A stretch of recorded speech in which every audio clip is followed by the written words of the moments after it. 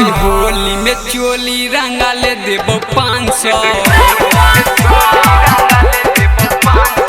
होली में चोली रंगा ले देबो 500।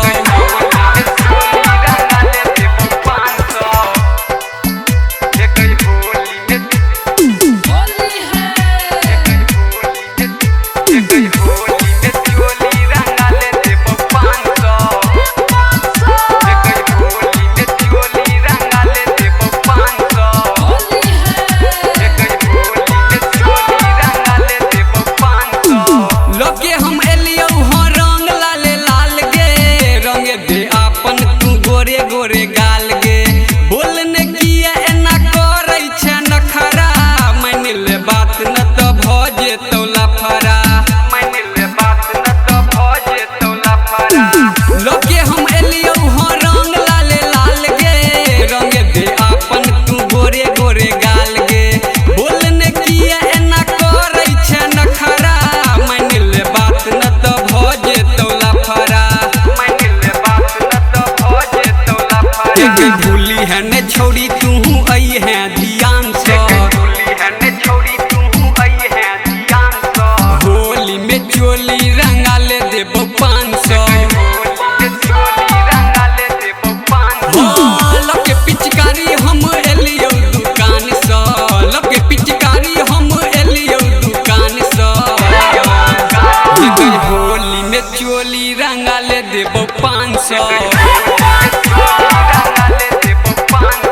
होली में चोली रंगा ले देबो 500। अभी आप सुन रहे हैं जय श्री कैसेट कंपनी की प्रस्तुति।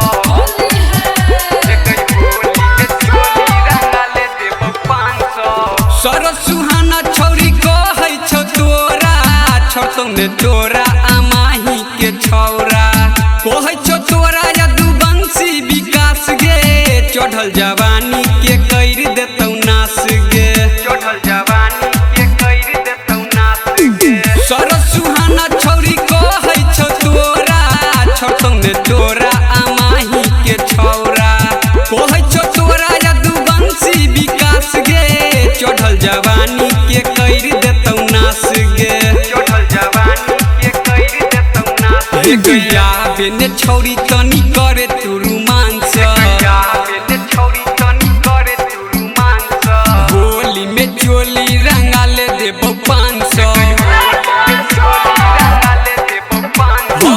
लके पिचकारी हम एलियो दुकान से लके पिचकारी हम एलियो दुकान से होली में चोली रंगा ले देबो 500।